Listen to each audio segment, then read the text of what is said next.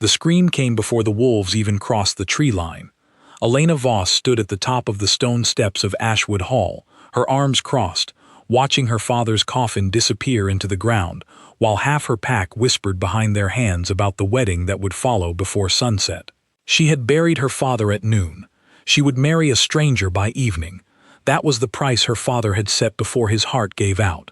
A debt owed to a quiet family from the eastern hills, paid now in the only currency that mattered to old pack law, blood and marriage. She did not cry at the funeral. Alphas were not permitted the luxury of tears in front of their people, and Elena had spent her whole life learning what she was and was not permitted to do. She stood straight, she nodded when nodding was expected, and she walked back into the hall to prepare for a wedding she had never asked for. The man they brought to her that evening did not look like a burden worth carrying. He was tall, with dark hair combed neatly to one side and eyes the color of wet slate, calm in a way that made her uneasy before he had said a single word. His name was Cassian Gray. He wore a plain gray suit, no crest, no rank, nothing that marked him as anything other than what the elders had told her he was. A human.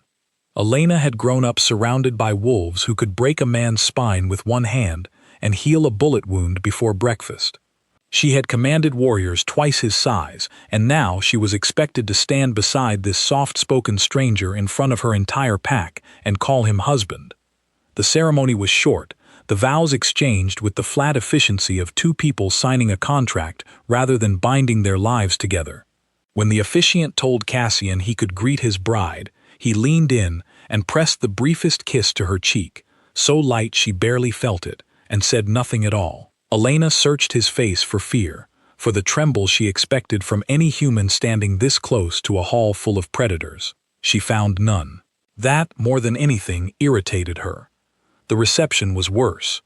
Her beta, a broad-shouldered man named Gideon Hart, who had fought beside her since she was 16, filled her cup with wine and murmured close to her ear, "This is the man your father chose to protect our territory's debt? He looks like he'd faint at the sight of a paper cut." Elena laughed, sharp and public, loud enough that the tables nearest her went quiet. "Do you know what he is?" she said, not lowering her voice at all, letting it carry across the hall like she meant it to. "He's furniture. My father bought us 3 more years of peace with the Eastern Pack, and in exchange, I get to keep a human as a houseplant. Water him twice a day, keep him out of the sun, and he'll do just fine." Laughter rippled through the hall. Somewhere near the back, a young wolf barked out a mocking imitation of a human whimper, and more laughter followed. Elena did not look at her husband while she said it. She did not need to. She assumed, the way she assumed most things about people weaker than her, that the words would land like a blow, that he would flush red and stare at his plate and endure it the way every fragile thing endured cruelty from something bigger. When she finally turned to see the damage, Cassian was watching her with an expression she could not place. Not hurt, not embarrassment, something closer to patience, the way a teacher watches a child make a mistake they will grow out of eventually. "Furniture," he repeated, quiet, almost thoughtful, like he was testing the word for weight. "That's a new one. You've been called worse? You'd be surprised." He said it so plainly, so without complaint, that for a moment Elena forgot to be smug. She covered the gap with another sip of wine and turned back to Gideon, who was still chuckling under his breath, and let the moment slide away like water off stone. They did not share a room that night. Elena had made that clear before the ceremony even began, informing the household staff that her husband would be given the East Wing guest chamber, far from her own quarters, and that under no circumstances was he to be granted access to the pack council rooms, the training grounds, or anything that might expose the fragile human to the parts of her world that could kill him without meaning to. It was, she told herself, a kindness. She was protecting him from a world he did not belong in. Cassian did not argue. He accepted the arrangement with the same unbothered calm he had shown at the altar, thanked the staff politely, and disappeared into his new chamber without complaint. Elena lay awake that night listening to the pack settle into its usual restless quiet, waiting for the sound of a frightened human pacing the floorboards above her, the creak of someone too anxious to sleep in a house full of wolves. She heard nothing. The silence bothered her more than any sound could have. 3 days into the marriage, Elena decided to test him. She told herself it wasn't cruelty, only curiosity, the same instinct that made her poke at things that did not fit. She assigned Cassian a task meant for pack runners, not husbands. Carry a sealed message to the border post 2 miles north, through the thick pine stretch where young wolves sometimes wandered off patrol and where things occasionally went wrong. It was not truly dangerous, not for a wolf, but for a human walking alone through territory marked by predators who had never had to share space with something so breakable. It was, at the very least, unkind. "Are congratulations in order?" Gideon asked, falling into step beside her as she watched Cassian disappear down the tree line, message tucked into his coat, moving with an easy, unhurried stride that did not match the pace of a man who understood what could be waiting for him out there. "Sending your husband on a wolf's errand." "He wanted to be useful," Elena said. "I'm giving him the chance." "You're giving him a chance to get eaten. If he can't survive walking through our woods, he certainly won't survive being married to me." Gideon laughed at that, the kind of laugh that agreed with her more than it should have, and they went back to the hall to wait. Cassian returned before sundown, message delivered, expression untroubled, a small tear in his sleeve the only sign anything had happened at all. When Elena asked, with poorly hidden disappointment, whether he'd run into any trouble, he only shrugged. "A branch caught my sleeve," he said. "I'll ask the tailor to mend it." "That's all? Should there have been more?" There was a flicker of something behind his eyes when he said it, something that looked almost like amusement, like he knew exactly what she had been hoping for and had decided, quietly, not to give it to her. Elena did not send him on another errand that week. She told herself it was because there was no need, that she had made her point and moved on. In truth, she found herself watching him more closely than she meant to, cataloging the strange, small details that did not add up. The way he never flinched when the younger wolves shifted mid-argument in the hall, baring teeth over some minor dispute, close enough that any ordinary human would have stepped back. The way his hands, when she caught them by accident brushing hers at dinner, were warm in a way that felt wrong, too warm, like a furnace banked low rather than the cool, ordinary temperature of human skin. She noticed his eyes catch the firelight strangely one evening, a flash of something gold where there should have been only the dark slate gray, gone so quickly she convinced herself she had imagined it. She noticed that he never seemed tired, never seemed to eat as much as a man his size should require, never asked questions about pack business, even though a clever man married into a wolf family would have every reason to be curious. It was on the 5th night, restless and unable to sleep, that Elena climbed the stairs to the east wing without telling herself why, and found her husband's door slightly open. She should have knocked. She should have turned around. Instead, she pushed it open, quiet as a hunter, and found Cassian standing at the window, with his back to her, his shirt discarded over a chair, moonlight falling across his shoulders.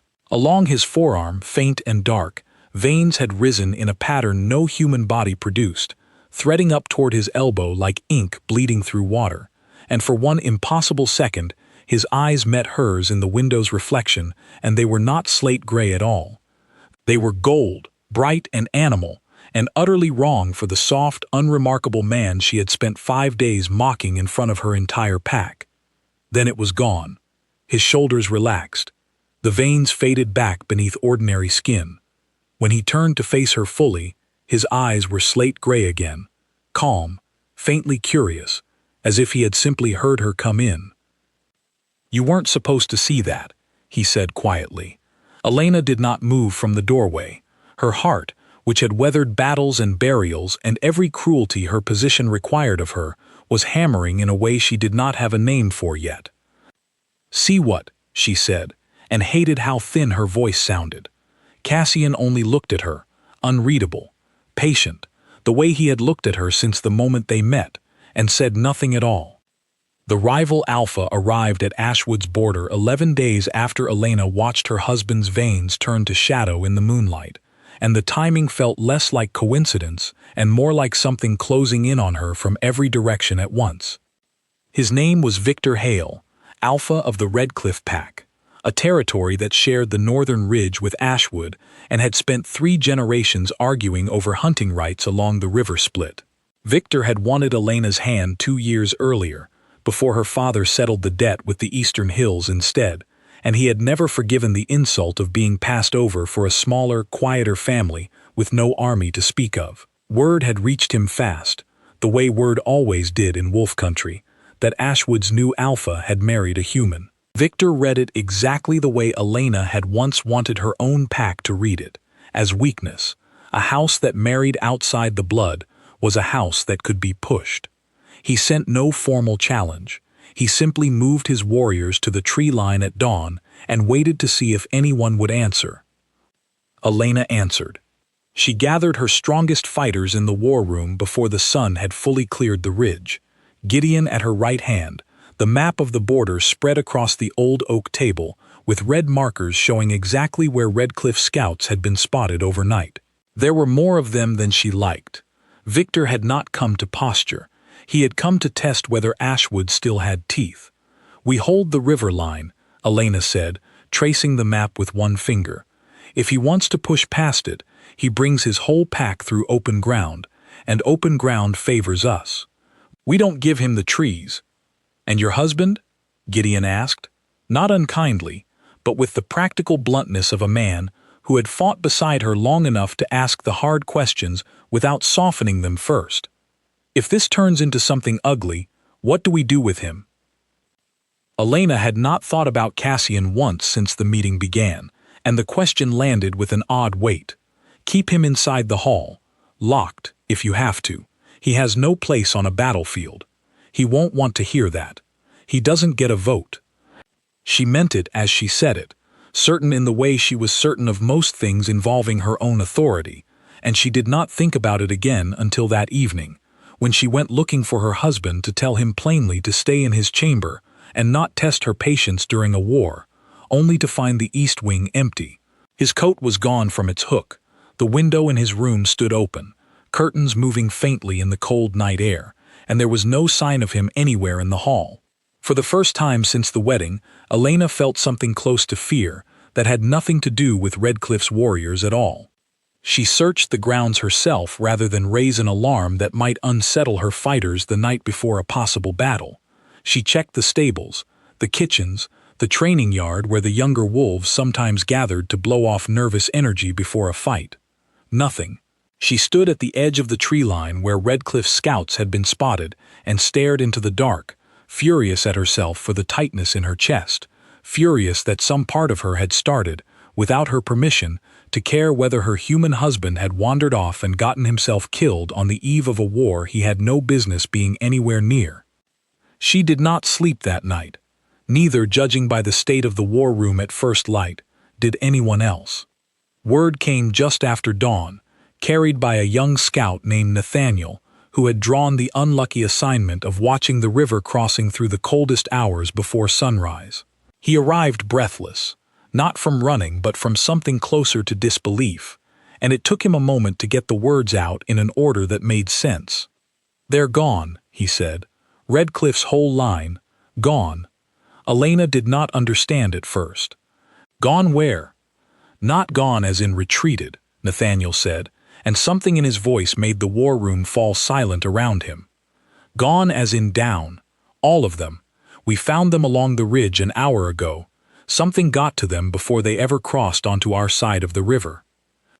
Gideon was already moving toward the door, and Elena followed, some instinct telling her she needed to see this with her own eyes rather than trust a report secondhand, no matter how steady the scout delivering it seemed to be. The ridge, when they reached it, told a story that made her stomach turn, even after years of seeing what war did to bodies. Redcliffe's warriors, seasoned fighters, some of them wolves Elena had personally watched hold their own against 3 opponents at once, lay scattered across the frost-hardened ground with wounds that did not match any weapon or any bite pattern she recognized. Whatever had moved through their line had not fought them so much as unmade them, quick and total, the way a storm unmakes a fence line without slowing down to consider it an obstacle. Victor Hale himself was found half a mile further on, alive but barely, his shoulder torn open in a way that would take him months to recover from, even with wolf healing, and when Elena knelt beside him and demanded to know what had happened, his eyes were wide with something she had never once seen on the face of a rival alpha. Terror. A shadow, he managed, teeth chattering despite the healing already working through his blood. It came out of the trees, and it wasn't a wolf. It wasn't anything I've ever seen, and it looked at me like I was nothing, like stepping on an insect. He grabbed Elena's sleeve with a shaking hand. Whatever you have guarding this territory, Alpha, you'd do well to never let it turn on you. Elena stood slowly, her mind working through possibilities that all felt equally impossible, and it was Gideon who found the coat first, torn and half buried at the base of a pine tree 20 feet from where Victor had fallen. Gray wool, a tear in the sleeve that had never quite been mended. She recognized it immediately. By the time she made it back to the hall, moving faster than she had allowed herself to move in years, Cassian was already there, sitting calmly in the kitchen with a cup of tea in front of him, his shirt clean, his hands steady, nothing about him suggesting he had spent the night anywhere near a battlefield of broken wolves. Elena stood in the doorway, breathing hard, staring at him the way she had stared at him through the window 5 nights earlier, searching his face for the gold that had flashed there once and refused to explain itself. "Where were you?" she said. It was not really a question. "Walking," Cassian said, not looking up from his tea. "I couldn't sleep. Redcliffe's entire front line is dead or dying on the northern ridge. I heard something about that." "You heard something about that." Elena crossed the kitchen in 3 strides and set both hands flat on the table in front of him, close enough now that she could see there was nothing unusual about his eyes at all. Ordinary slate gray, calm as still water, betraying nothing. Victor Hale said a shadow came out of the trees and tore his men apart, like they were nothing, like insects. That's the word he used. That sounds frightening. Cassian. He finally looked up at her, and for the first time since the wedding, there was something almost gentle in the way he did it, patient in a way that felt less like weakness now, and more like restraint, like a man choosing very carefully not to say something he could easily have said. "You have a war to win, Elena," he said quietly. "Redcliffe isn't crossing that river tonight. Isn't that what matters?" "That's not an answer. It's the only one you're getting today." She wanted to push harder. Every instinct that had built her into an alpha told her to demand the truth, to shake it out of him if she had to drag whatever secret he was carrying out into the light where she could examine it properly.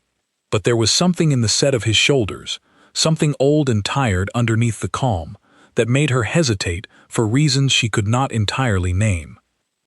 For the first time since she had called him furniture in front of her entire pack, Elena Voss did not push.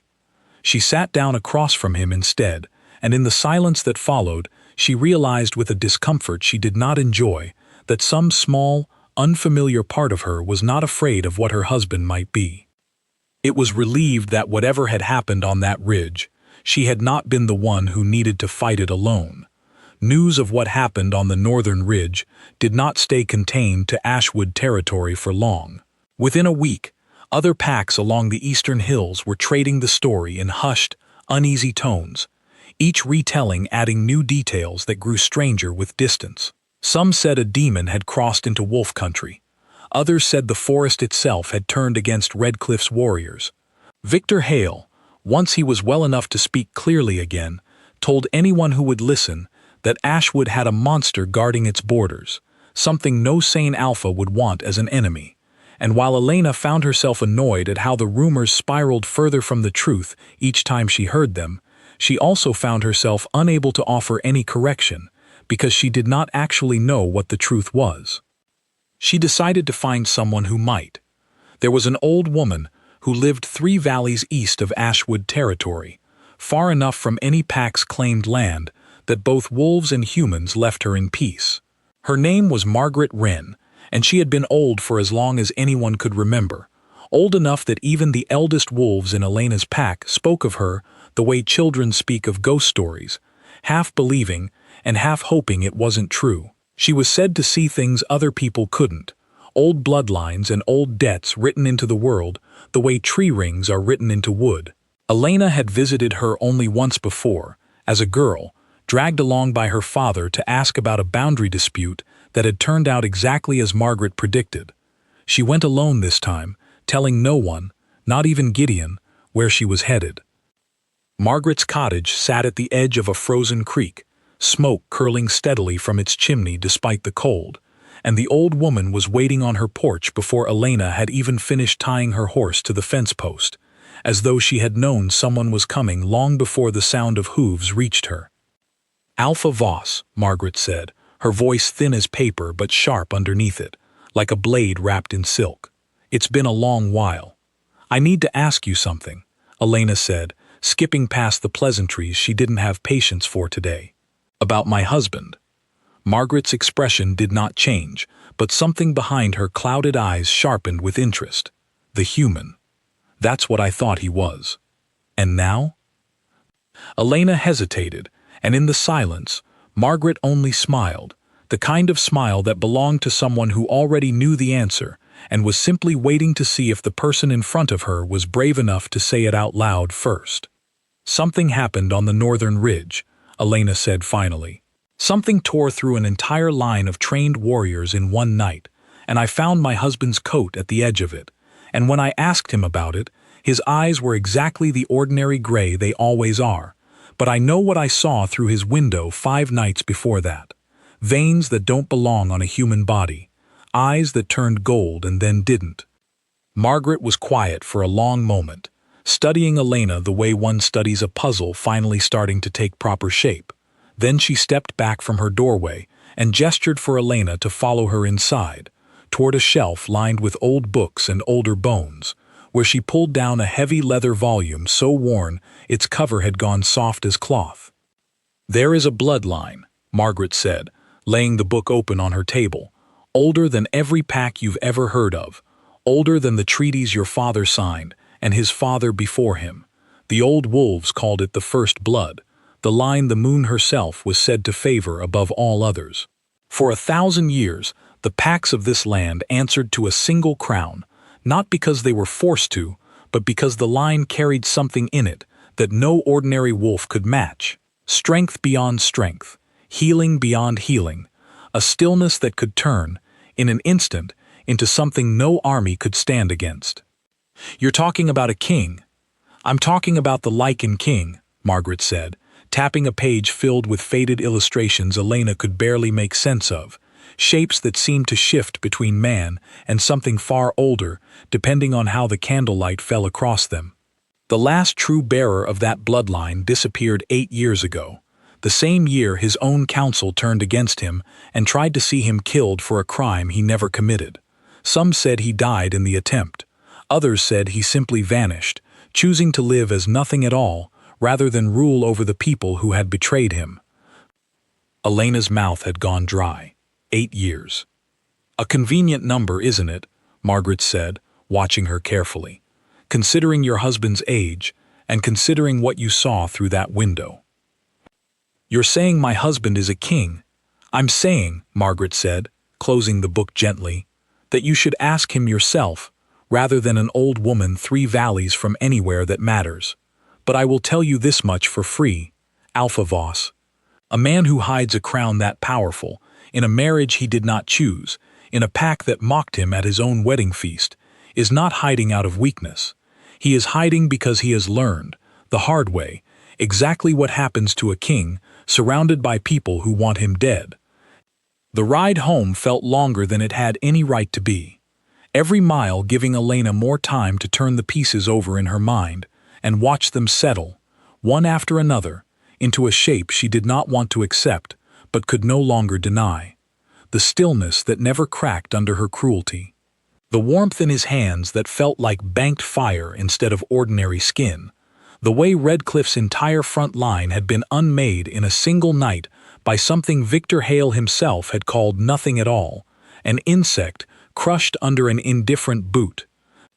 She had married a king, mocked him in front of an entire pack, sent him into the woods hoping he would come home frightened, and never once considered that the reason he never flinched was because there was nothing left in this world that frightened him anymore. By the time she reached Ashwood Hall, the sun had already dropped below the ridge line, and the hall's windows glowed warm against the coming dark. She found Cassian exactly where she somehow knew she would find him, in the small library off the east wing that he had claimed for himself in the quiet weeks of their marriage, a book open on his lap, a fire crackling low in the hearth. He looked up when she entered, and something in her face must have told him what she knew, because the calm patience he had worn since the day they met shifted, just slightly, into something more careful. "You went to see Margaret Wren," he said. "It was not a question. How did you know that?"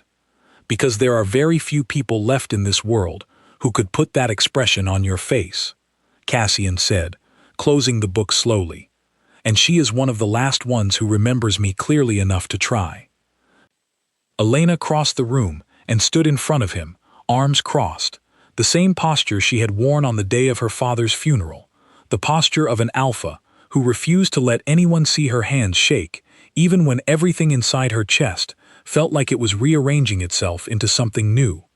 "Say it," she said. "I need to hear you say it."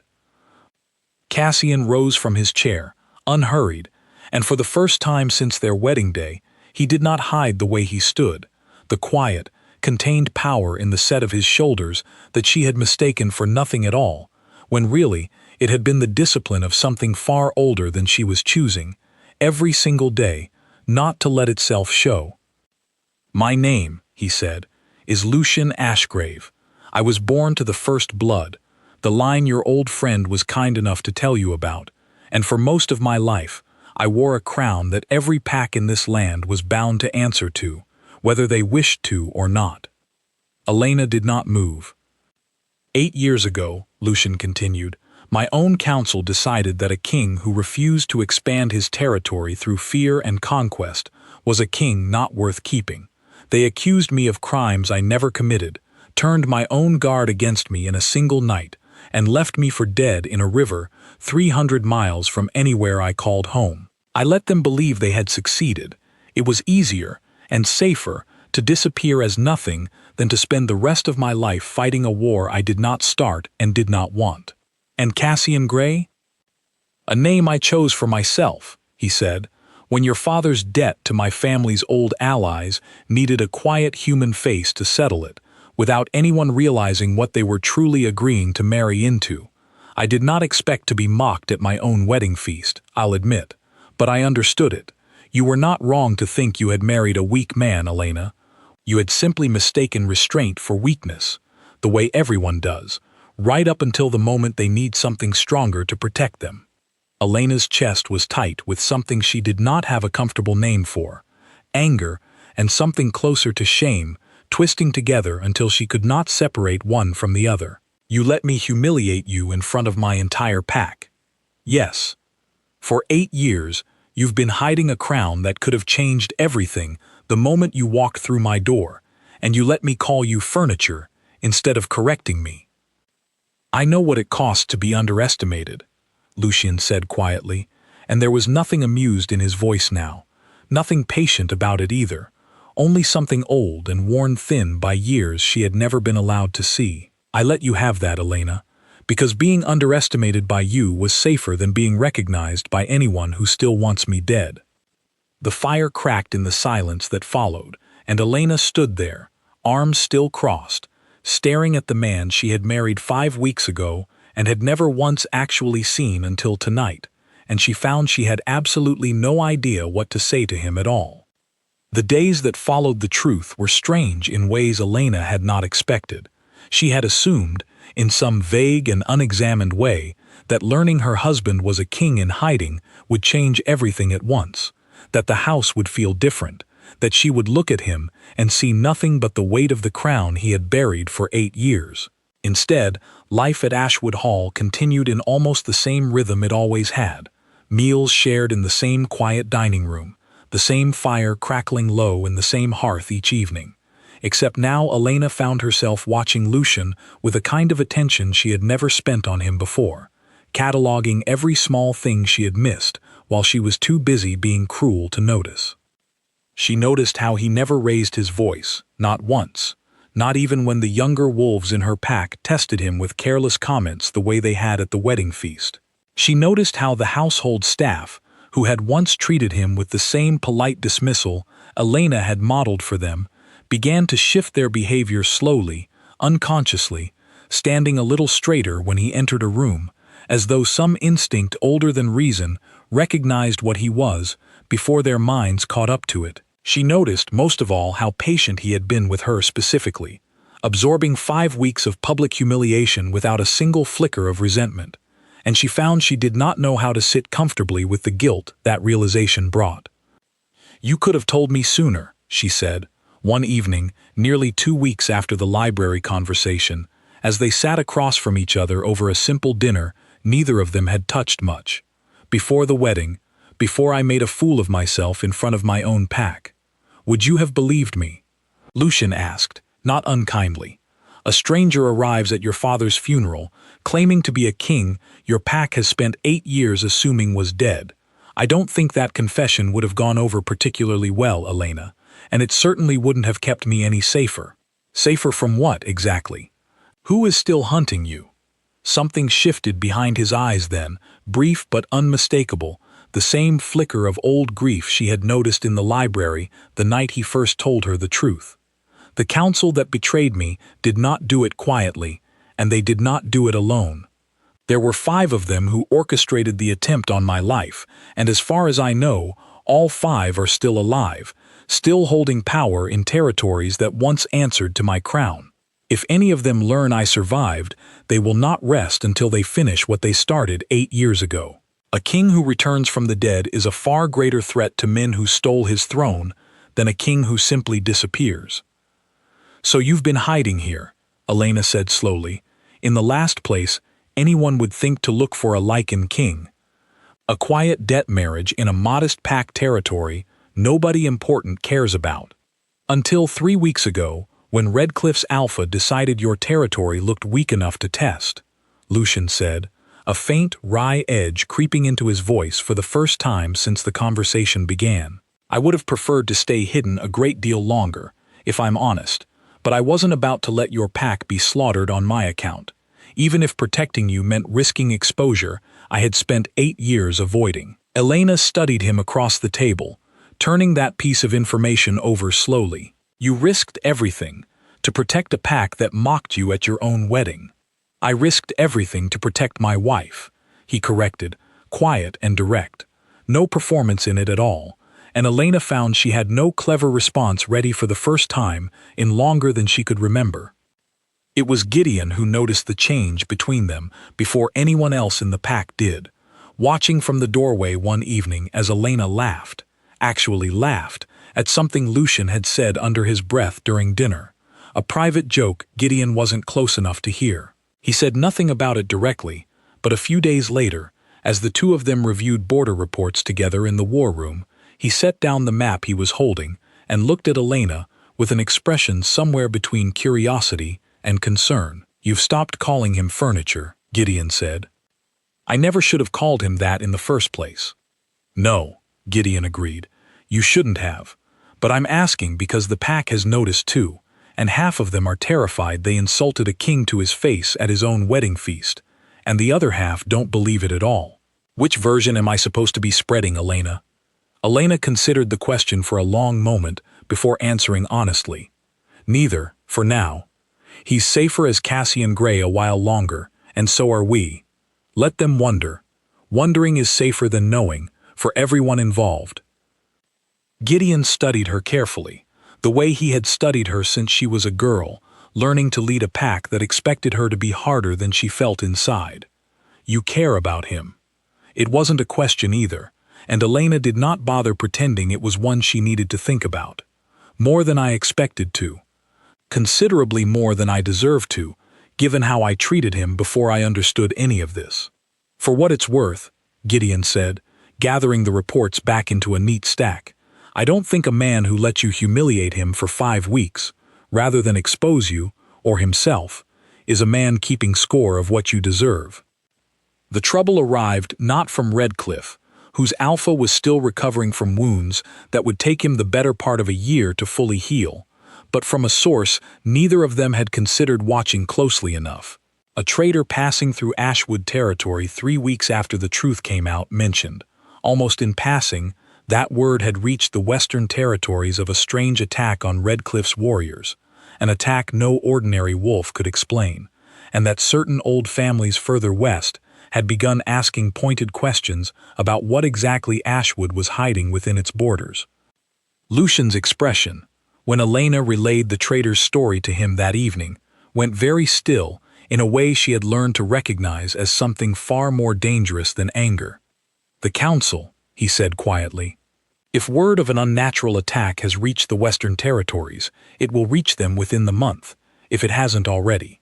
They know my methods. They know what kind of strength unmakes an entire line of warriors in a single night. It will not take 5 clever men long to put together exactly who is still alive and exactly where he's been hiding."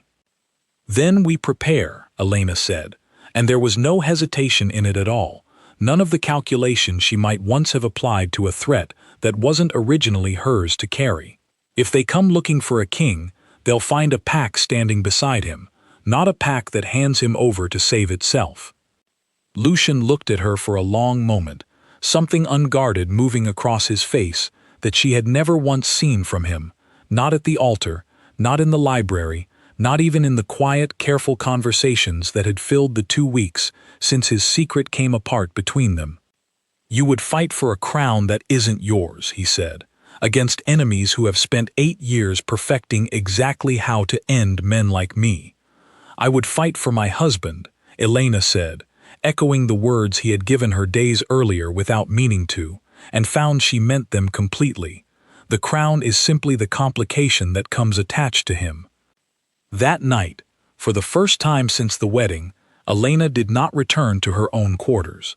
She sat instead in the small library off the east wing, the fire burned low, and talked with Lucian long past midnight about the 5 men who had once been his counsel, about the shape their betrayal had taken and the shape their eventual arrival would take too. There was no romance in it, not exactly, nothing performed or dramatic, only 2 people who had spent 5 weeks as strangers finally speaking to each other honestly, piecing together a plan neither of them could survive building alone. When Elena finally rose to leave near dawn, exhaustion pulling at her in a way it hadn't in years, Lucian caught her wrist gently at the doorway, not holding her in place, simply pausing her long enough to say one more thing before she went. "Whatever comes," he said, "I would rather face it beside an alpha who calls me furniture to my face than a counsel who smiled at me for years while planning my death behind it." Elena almost smiled at that, tired as she was. "I'm never going to hear the end of that word, am I?"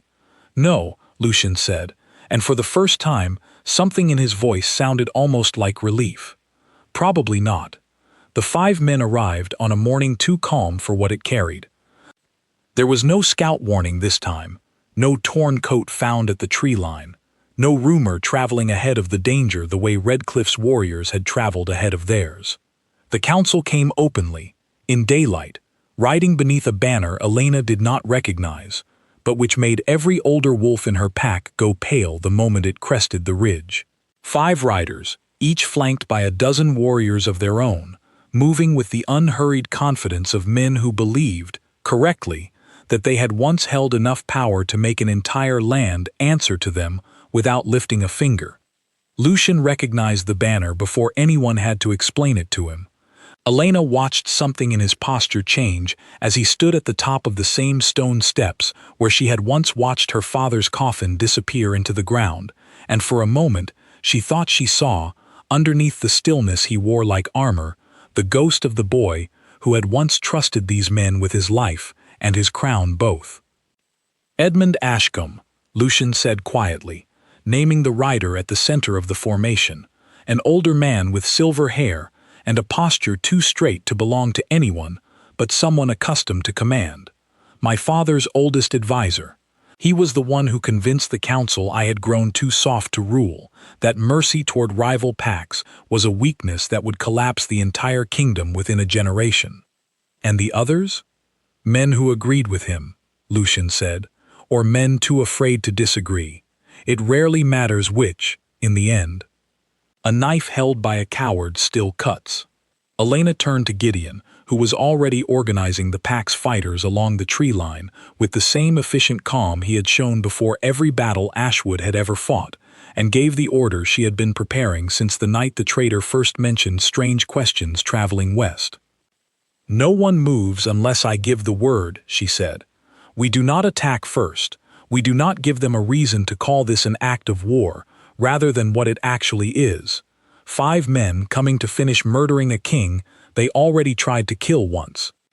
The riders stopped at the base of the hill, close enough now that Elena could make out the faces beneath the banner. 5 men who did not look like monsters, which somehow made the whole situation worse. Monsters were easy to hate. Ordinary men who had calmly decided murder was an acceptable political tool were harder to look at without feeling something close to nausea. Edmund Ashcombe dismounted first, unhurried, and called up the hill in a voice pitched to carry, the voice of a man used to being obeyed the moment he opened his mouth. "We have no quarrel with Ashwood Pack," he said. "We ask only that you hand over the human you married, Alpha Voss. He is not what he appears to be, and I promise you, once we take him, your territory will never hear from us again." "He's my husband," Elena called back, her own voice just as steady, just as unwilling to bend. "If you have business with him, you'll have to bring it through me first." Edmund's expression shifted, something between surprise and mild irritation, the look of a man who had expected a quiet negotiation and was now recalculating the shape of his mourning. "You understand what you're protecting then? I had wondered if you knew." "I know exactly what I'm protecting," Elena said. "A man your council tried to murder 8 years ago for the crime of refusing to rule the way you wanted him to. I know what that says about the 5 of you, standing here today, still trying to finish the job." Beside her, Lucian said nothing, watching Edmund with an expression Elena had not seen on him before, something carved from years of grief and restraint both, and when he finally spoke, his voice carried down the hill without effort, without any need to shout, the way a stone dropped into still water carries further than anyone expects. "Edmund," he said, "you look older." The old advisor went very still at the sound of that voice, and for the first time since the riders had crested the ridge, Elena saw real fear cross his features, brief and unmistakable, the fear of a man confronting proof that the thing he had spent 8 years believing dead was standing very much alive in front of him. "It can't be," Edmund said, quieter now, more to himself than to anyone else. "We watched you fall into the river. There was no way to survive that current, no way any creature could have." "You were wrong," Lucian said simply. "You've been wrong about a great many things, Edmund, but that one in particular seems to have cost you the most sleep." What happened next unfolded faster than Elena's mind could properly track, even with years of battle experience behind her. Edmund's warriors did not wait for further conversation, moving forward the moment their master's shock passed into something colder and more decisive, and Elena's own fighters answered before she had even finished shouting the order to hold the line. Because holding the line had clearly stopped being an option, the instant Edmund decided a dead king rising from a river was worth killing all over again, rather than questioning. The fighting that followed was unlike anything Elena had witnessed in her years as Alpha. Her own pack fought with the discipline she had trained into them since childhood, wolf against wolf, claw against claw, the familiar brutal choreography of pack warfare she had known her whole life. But where Lucian moved, the battle changed shape entirely, less like combat and more like the natural world, reasserting an order that had been disrupted for 8 years too long. He did not transform the way ordinary wolves did, no gradual shift from man to animal, but something closer to a light being switched fully on, veins darkening across his skin in an instant, eyes flooding gold, and where he moved through Edmund's warriors, they simply stopped moving at all, not broken by rage but by something closer to inevitability, the way a king's presence had once been enough, before the betrayal, to end most conflicts before they properly began. Elena fought at his side rather than behind him, refusing the instinct to retreat and let the stronger force handle the danger alone, and there was something in that choice, in the two of them moving through the chaos together, wolf and king, alpha and husband, that seemed to unsettle Edmund's remaining fighters more than any single blow could have. They had come expecting an easy execution of a man believed harmless for 8 years. They had not come prepared for a pack willing to stand fully behind him, or for an alpha who fought like she had something worth losing.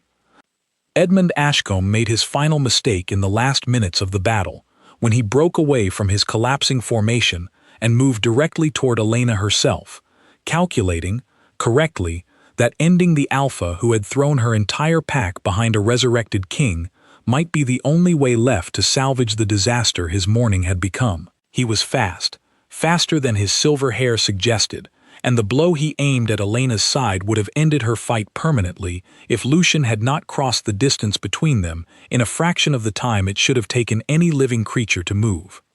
What followed was not a fight so much as a correction, quick and final, the same quiet inevitability that had unmade Redcliffe's warriors on the northern ridge weeks earlier, except this time Elena watched it happen close enough to understand exactly what she was looking at. Not rage, not cruelty, simply a king who had spent 8 years being underestimated by exactly this kind of man, finally allowing himself, for one necessary moment, to stop hiding what he actually was. Edmund did not rise again. The 4 remaining council members surrendered within minutes of watching their leader fall, their warriors laying down arms with the particular speed of men who had only ever fought for power rather than loyalty and had just watched the cost of choosing the wrong side made very clear. Elena ordered them bound rather than killed over the quiet protest of a few of her own fighters still burning with battle heat, because a king returning to claim what was stolen from him needed to do so as something better than the men who had betrayed him, not as their mirror. Lycan stood over the fallen council in the settling quiet of the aftermath, the gold fading slowly from his eyes, the darkened veins retreating back beneath ordinary skin, and when he finally turned to look at Elena, standing bloodied and breathless beside him, there was something in his expression that had not been there at any point across their entire 5 weeks of marriage. Something like being fully seen for the first time in 8 years and finding, against every expectation, that it did not feel like danger at all. The territories that had once answered to the first blood learned within the month that their king had returned, and unlike the rumors that had traveled ahead of Redcliffe's defeat, this news arrived without exaggeration, because the truth needed no embellishment to be believed.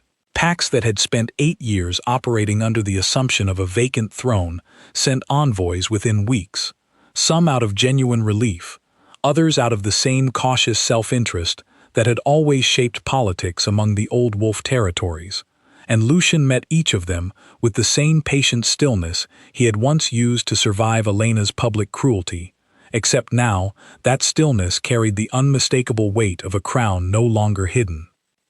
He offered Elena a choice, 3 weeks after the battle, in the same small library where he had first told her the truth, the fire burning low in the same hearth. The two of them settled into a quiet that no longer felt like strangers occupying shared space out of obligation. "The debt your father owed is settled," Lycan said. "It was settled the moment I chose to protect your pack, rather than let Redcliffe's alpha test whether Ashwood had grown weak. You are not bound to me any longer, not by contract, not by old agreements between our families. If you wish it, I will arrange for the marriage to be dissolved quietly, and you will keep your territory, your pack, your title, all of it untouched by anything that follows me now." Elena considered the offer for exactly as long as it took him to finish speaking, which was to say, not very long at all. "And if I don't wish it?" "Then you become queen to a throne that comes with considerably more danger than furniture ever did," Lycan said, a faint, familiar edge of dry humor returning to his voice for the first time since the battle, the same tone he had used at their wedding feast when she called him a houseplant in front of an entire hall of wolves. I would understand if that isn't the marriage you signed up for. I signed up for a debt paid in blood and inconvenience, Elena said, crossing the room to stand in front of him, the way she had the night she demanded he tell her the truth. What I got instead was a man who let me humiliate him for 5 weeks, rather than put my pack at risk, who tore through an army to protect a wife he didn't choose, and who is currently offering me an easy exit from a marriage I have absolutely no interest in leaving. Lucian looked at her for a long moment, searching her face the way he had searched it on their wedding day, except now there was nothing guarded in the way he did it. You called me furniture, he said quietly. I did, Elena agreed, and I intend to spend considerably longer than 8 years making up for it, if you'll let me. She did not wait for his answer before reaching forward and straightening the collar of his shirt, a small, ordinary gesture, the kind a wife performs without thinking twice, the kind she had never once offered him in the 5 weeks she had spent treating him like a burden rather than a partner. Lucian went very still under her hands, the same stillness he had worn since the day they met, except now Elena understood exactly what that stillness had always meant. Not weakness, never weakness, but restraint, carried by a man who had learned, the hard way, that showing strength too soon was often more dangerous than hiding it. He did not need to hide it any longer. Neither of them said anything else that evening. The fire burned low in the hearth, the same fire that had burned the night he told her the truth, and outside the walls of Ashwood Hall, across territories that had spent 8 years believing their true king was gone, word continued to spread that the crown of the first blood had returned at last, standing beside an alpha who had once called him furniture and now called him nothing at all, because some things, once understood completely, no longer needed a name spoken out loud to be real.